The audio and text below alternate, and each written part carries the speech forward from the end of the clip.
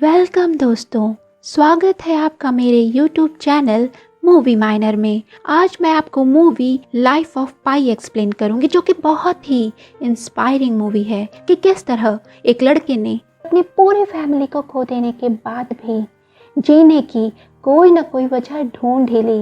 Movie शुरू होती है एक नॉवल राइटर से, जो कि कनाडा में रह रहे हमारे चहेते इरफान खान यानी पाई पटेल से मिलने आया है। उस राइटर को पाई पटेल के मामा जी द्वारा भेजा गया है, क्योंकि उन्होंने कहा था कि पाई पटेल की जिंदगी की कहानी ऐसी है जिसे सुनने के बाद तुम्हें ईश्वर पर विश्वास हो जाएगा। लेकिन पाई पटेल उसे कहते हैं कि मैं आपको कहानी सुना सकता हूँ और ईश्वर पर विश्वास करना ना करना वो आपकी मर्जी है। वैसे कई दिन हो गए रिचर्ड पार्कर के बारे में बात किए हुए। दोस्तों, पाई की कहानी में रिचर्ड पार्कर का मेन रोल है, जो कि आपको वीडियो में आगे पता चलेगा। अब कहानी फ्लैशबैक में जाती है, जब पाई को बचपन में उसके नाम की वजह से चिढ़ाया जाता है। दरअसल पाई का नाम बाय बर्थ पिशाइन मॉलिटर पटेल था, जो कि स्विमिंग में दिलचस्पी रखने वाले उनके मुंह बोले मामा जी ने फ्रेंच स्विमिंग पूल पिशाइन मॉलिटर के नाम पर सजेस्ट किया था। लेकिन स्कूल में सब उसे पिशाइन की जगह पिसिंग पटेल बोलकर मजाक उड़ाते हैं, जिसका अर्थ होता है टॉयलेट करना। एक दिन पिसिंग ने ठाना और अपना नाम बदलकर पाई रख लिया। पाई के मामा जी उसे हफ्ते में 3 दिन स्विमिंग सिखाते थे और यही तालीम आगे चलकर उसकी जान बचाती है। भारत के पौंडीचेरी में एक हिंदू परिवार में जन्मा पाई कुछ सालों बाद प्रेयर करने चर्च जाता है। वो नमाज भी पढ़ता है और ईश्वर को भी पूजता है, और इस तरह वो तीनों ही धर्मों का उपासक बन जाता है। दोस्तों, इस मूवी का बहुत ही ज़्यादा शानदार सीन है जब पाई भगवान विष्णु को थैंक यू बोलता है यीशु से मिलाने के लिए। यहाँ पौंडीचेरी में पाई के फादर का एक बहुत बड़ा जू है, पर उनका पाई का तीनों धर्मों में बिलीव करना बिल्कुल पसंद नहीं है। वो नास्तिक हैं, लेकिन पाई की माँ हमेशा से उसे सपोर्ट करती हैं। उनका यकीन है कि पाई अपने लिए कुछ ढूंढना चाहता है और वो उसे ज़रूर मिलेगा। अब पाई एक दिन अपने डैड के जू में एक बंगाली टाइगर को अपने भाई रवि के साथ देखने जाता है, जिसका नाम रिचर्ड पार्कर होता है, और वहाँ वो उसे अपने हाथों से एक मांस का टुकड़ा खिलाने वाला ही होता है कि तभी उसके डैड उसके हाथ को पीछे खींचते हुए उसे बहुत डांटते हैं और उसे ये सीख देते हुए कि जानवर किसी के सगे नहीं होते। वो एक बकरी को रिचर्ड पार्कर के सामने छोड़ देते हैं। बकरी को देखते ही रिचर्ड पार्कर उसको खा जाता है। ये देखकर पाई काफ़ी डर जाता है। अब पाई 16 साल का हो चुका है।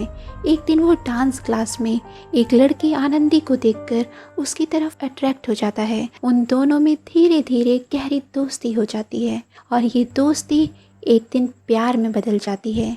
लेकिन अचानक एक दिन पाई के पिता उन्हें डिनर करते समय बताते हैं कि उन्हें उनका देश छोड़कर कनाडा जाना पड़ेगा, क्योंकि जू में कोई कमाई नहीं हो रही है। दूसरी तरफ ये जू भी नगर पालिका की ज़मीन पर है और नगर पालिका ये ज़मीन उनसे कभी भी ले सकती है। अब पाई काफ़ी दुखी हो जाता है और तुरंत आनंदी के पास जाता है, क्योंकि वो आनंदी को छोड़कर नहीं जाना चाहता। पर आनंदी उसे कहती है कि वो उसका हमेशा इंतज़ार करेगी और भगवान चाहेंगे तो वो दोबारा ज़रूर मिलेंगे।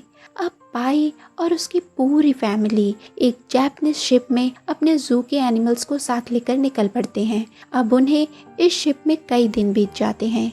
एक रात तेज तूफान आने की वजह से पाई को बादलों की गड़गड़ाहट सुनाई देती है और वो ऊपर के फ्लोर पर जाता है। फ्लोर का गेट खोलते ही देखता है कि शिप का इमरजेंसी अलार्म बज रहा है। तभी वो अपनी फैमिली के पास जाता है, लेकिन वो फ्लोर पूरा पानी से भर चुका है। वो घबरा जाता है कि उसकी फैमिली के साथ क्या हो गया। पाई को अब कुछ लोग लाइफ बोट में बिठा लेते हैं, लेकिन तभी उसी के जू का एक ज़ेब्रा लाइफ बोट पर जंप करता है, जिसके हैवी वेट से वो लाइफ बोट सेफ्टी क्रू के हाथों से छूटकर पानी में डूब जाती है। हम देखते हैं कि तूफान के थमने के बाद पाई खुद को उसी लाइफ बोट में ज़ेब्रा के पास पाता है। बट सडनली एक हाइना यानी लकड़बग्घा बोट पर तंबू लाइक ढके कपड़े के नीचे से निकलता है। दोस्तों, आपको बता दूं कि लकड़बग्घा मोस्ट डेंजरस मांसाहारी एनिमल्स में काउंट किया जाता है।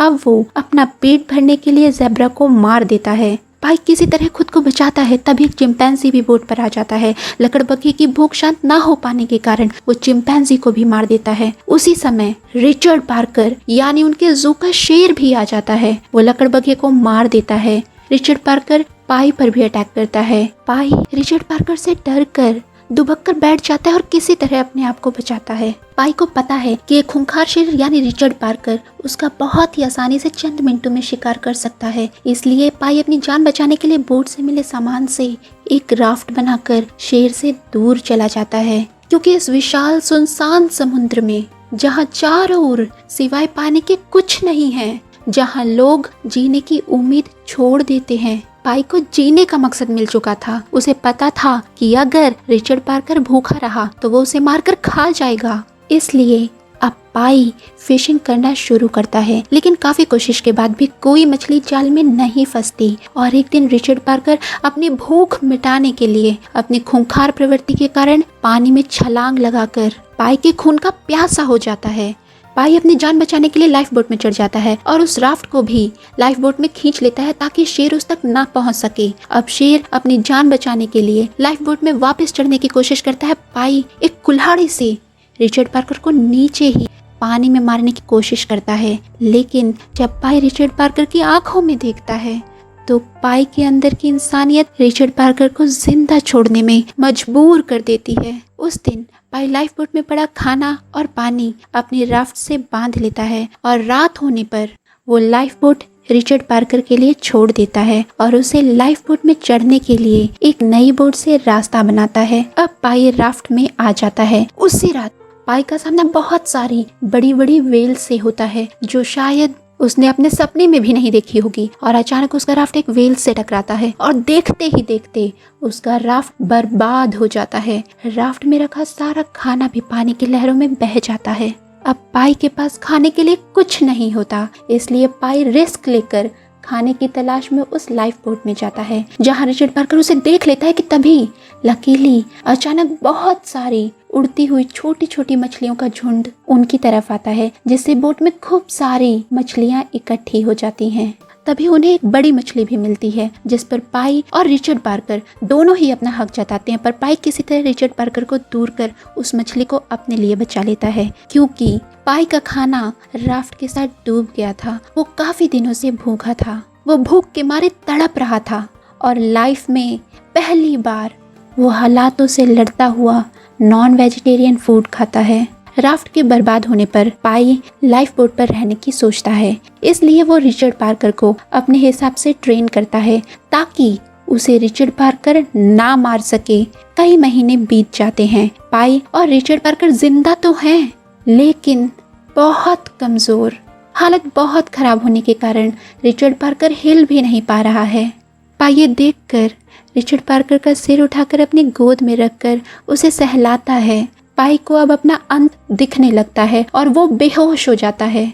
पर भगवान ने उनके लिए कुछ और ही सोचा था, क्योंकि होश में आने पर पाई एक टापू पर था। पाई बोट से उतरकर वहां लगी फल सब्जियों से अपना पेट भरने लगता है। वहीं हजारों की संख्या में नेवले भी होते हैं। रिचर्ड पार्कर भी नेवलों को खाकर अपनी भूख शांत करता है। वहीं एक झील भी थी जिसका पानी बिल्कुल साफ था। पाई उसमें नहाता है और शाम होने पर पेड़ पर अपने लिए सोने की तैयारी करता है। तभी वो देखता है कि सारे नेवले जमीन से पेड़ों के ऊपर जा रहे हैं और जब वो झील को देखता है तो उसके अंदर कई सारी मछलियां मर चुकी थीं। वहीं रिचर्ड पार्कर उस टापू से दूर अपनी बोट पर जा चुका था और पाई के फल तोड़ने पर उसे उसमें एक इंसानी दांत नजर आता है। तभी ऑडियंस को दिखाया जाता है कि पाई पटेल उस राइटर को बताते हैं कि ये कोई आदमखोर आइलैंड था, यानी ये कोई सेफ आइलैंड नहीं था, ये एक जानलेवा टापू था।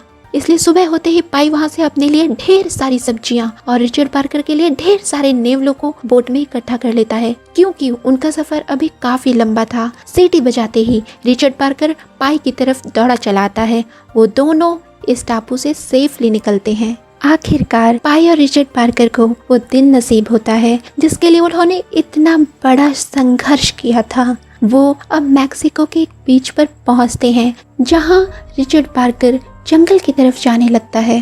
पाई उसे देखता है कि काश वो उसकी तरफ पलटकर आखिरी बार देख तो ले, लेकिन ऐसा नहीं होता। पाई फूट फूट कर रोता है। उसे दुख इस बात का था कि जिसके सहारे उसने इतना लंबा सफर तय किया, जिसने उसे जीने की वजह दी, उसे पाई अंत में शुक्रिया तक न कह सका। जहाँ श्री रिचर्ड पार्कर ने उसे शुरुआत में डरा कर हमेशा चौकन्ना रखा ताकि पाई अपनी किसी गलती से मारा न जाए, वहीं बाद में रिचर्ड पार्कर की भूख और खराब हालत की फिक्र ने उसे जीने का मकसद दिया।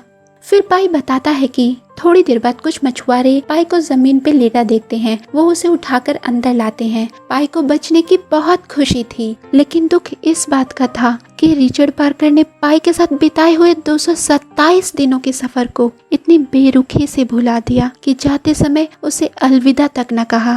अब हॉस्पिटल में उससे मिलने उस शिप के इंश्योरेंस कंपनी से तो लोग आते हैं। वो पाई से पूछते हैं कि शिप कैसे डूबा।